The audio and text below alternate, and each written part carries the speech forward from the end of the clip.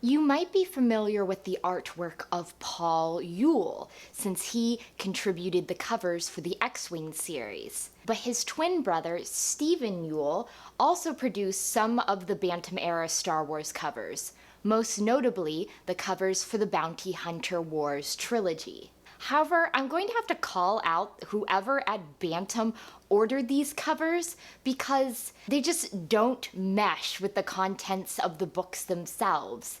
In hard merchandise, we have on the cover the Emperor, a royal guardsman, and dewback riding stormtroopers, none of whom actually appear in the book itself.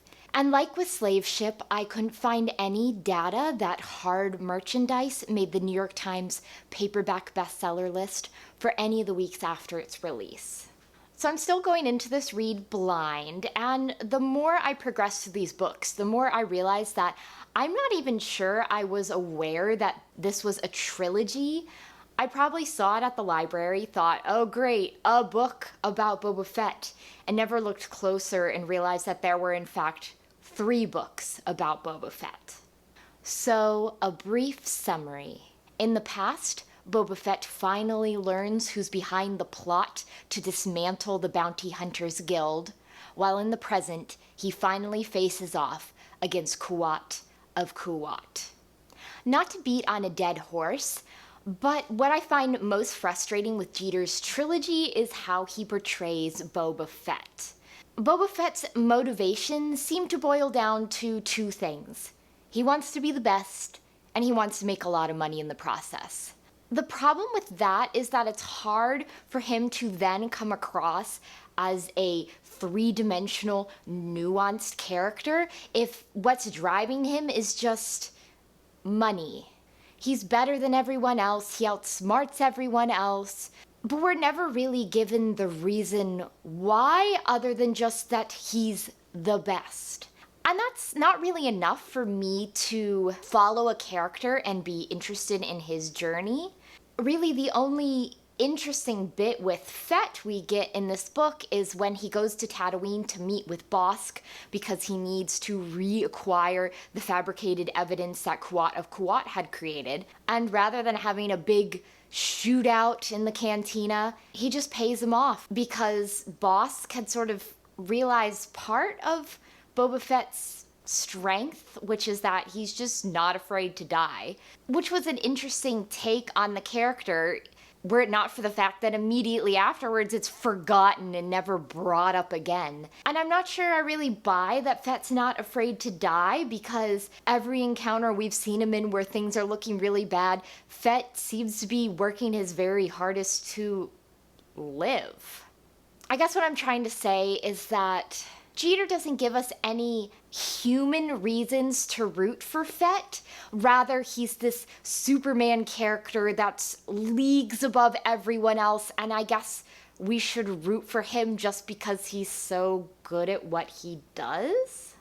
If you're looking for a human character to root for, I'm guessing maybe Dengar, but he's just such an idiot that I can't find myself rooting for him either because he's just dumb.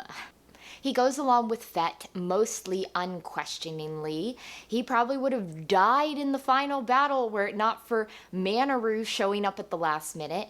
And this whole quest, why he joined forces with Boba Fett so he could make enough money to marry Manaroo, it doesn't even matter in the end because Manaroo placed a huge bet on him surviving his partnership. So they're set up for life. He's gonna settle down with Manaroo, but he's also got a little bit of his head that wants to stay in the bounty hunter's game. I guess possibly someone told Jeter that Dengar shows up as a bounty hunter in the Young Jedi Knights books, so he needed to keep that in play. So while I'm glad things worked out, and I'm glad that Manaroo was able to save the day, he's just such an idiot. And Neelah finally discovers who she is, why her memory was wiped, but it doesn't feel 100% satisfying to me. Boba Fett's dragging Neelah along not out of any human goodwill, but because he might be able to make a profit off of her. And we find out that her memory was wiped not because she knew anything particularly integral to the conclusion of this trilogy, but because Kodir of Kulhvult wanted her support in overthrowing Kuat of Kuat. Neelah said no, and she just wiped her memory and tossed her out.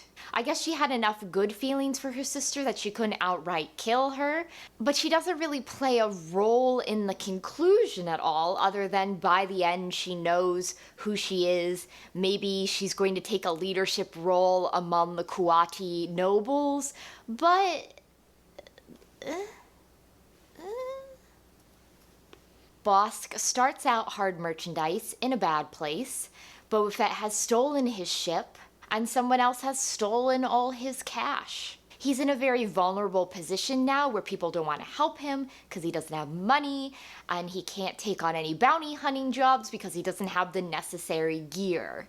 And while I still don't agree with Jeter's characterization of Bossk, I did like his encounter with Boba Fett in the cantina, that he goes from being scared of Fett to almost figuring out how Fett approaches things.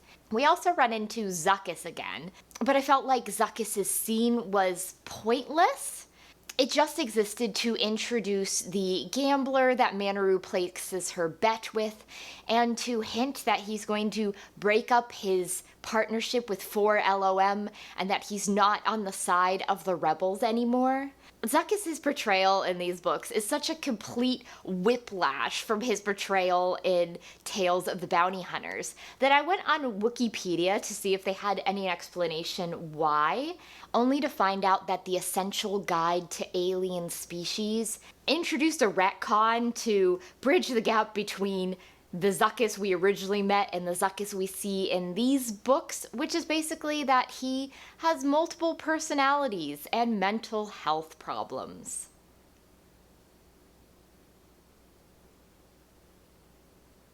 I mean, I guess that's the best they could do. And then we get a little bit of wrap-up in the past timeline. Unnecessary wrap-up, though, it felt like. Boba Fett finally discovers that Prince Xizor was behind the plot he enacted, and Prince Xizor had decided at the end of Slave Ship that he needed to kill Fett, because Fett knew too much. And he tries his gosh darn hardest to kill Fett in this book, only to change his mind off screen. Apparently, Balance Sheet, the little tiny spider, was like, Boba Fett's better off alive. He's a useful person. And Xizor just changes his mind like that, which I didn't understand. It's one thing to have him change his mind, but it's another thing for that to happen off screen and for Xizor to go from shooting at Fett to being like, you know what, Fett, I'm gonna let you live because you'll be useful to me. It's just stupid. And I still didn't understand the point of dismantling the guild.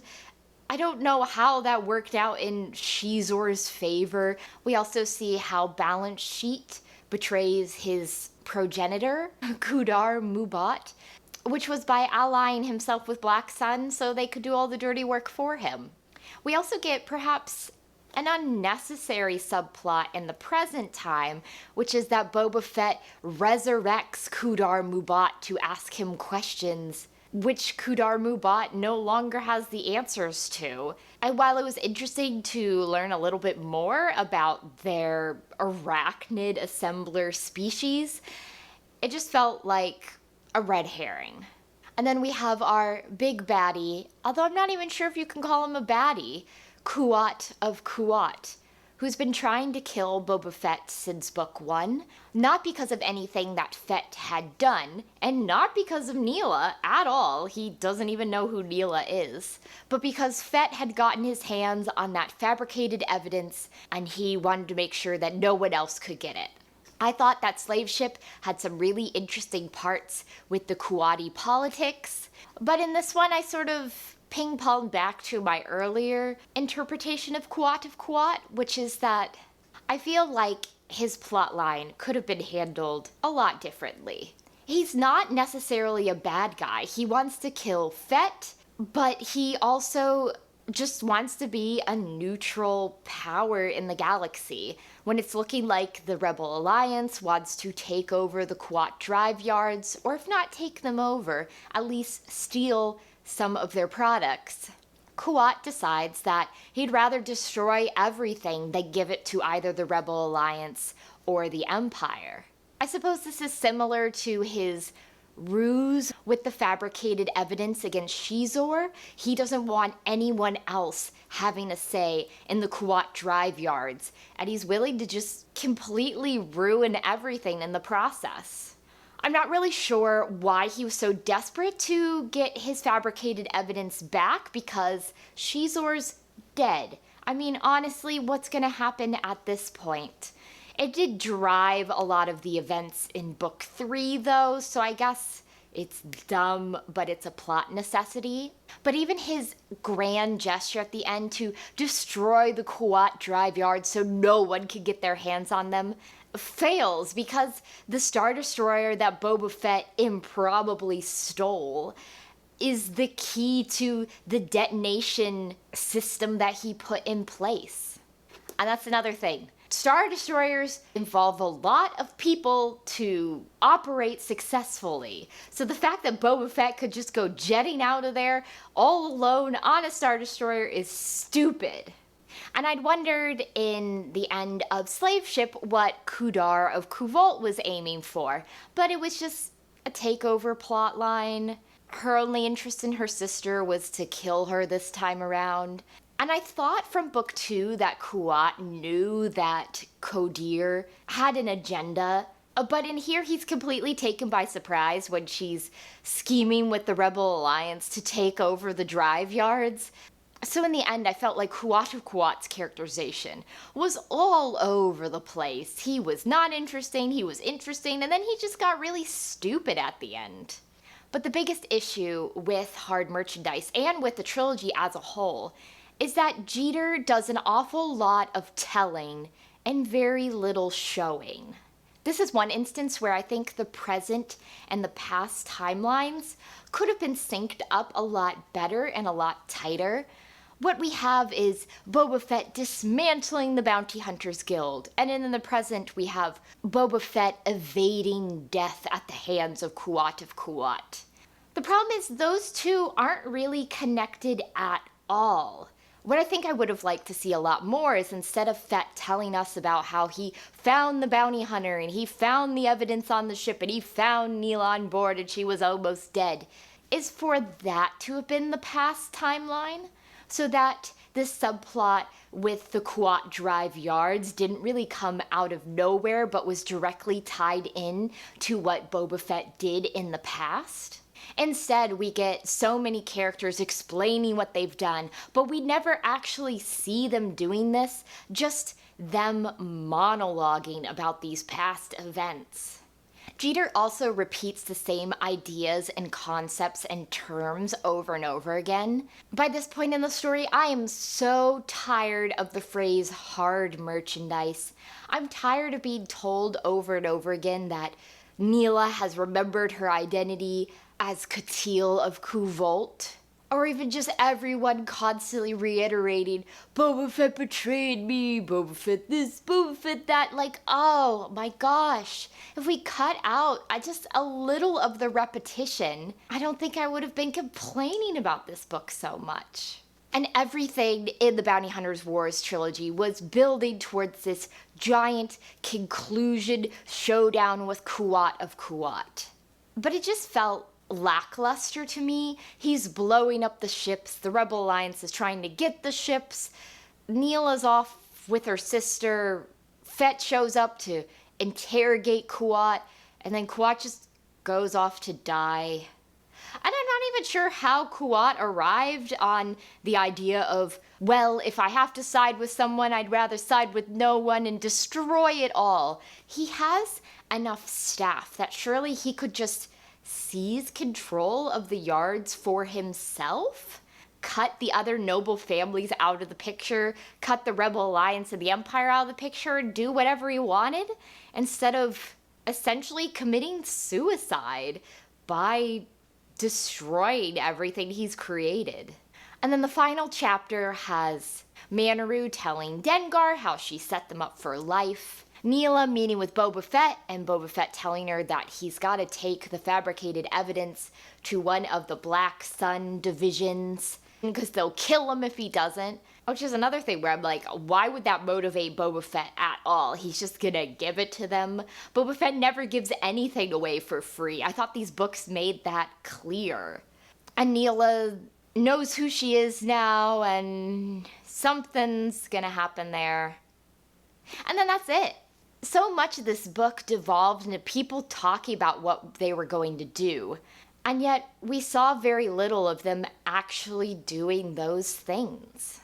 I said in my review of the previous book that there was no reason for this to be a trilogy, and now that I've finished it, I 100% agree. The past timeline just seemed there to rub in how much better of a bounty hunter Boba Fett is than the other bounty hunters, but it didn't really play a role in the present timeline, and so the two just felt disconnected from each other to the point that I'm not even sure we needed to have both the past and the present, especially when the past is almost an unrelated plot line. So, in short, do you like Boba Fett? Then you might like these books. But if you're expecting a little something more from your Star Wars reading material, characters you can root for, interconnected plot lines, an exciting climax, this is not the book you're looking for. So, next time, I will be reading the 4th X-Wing book by Aaron Alston, Starfighters of Adumar.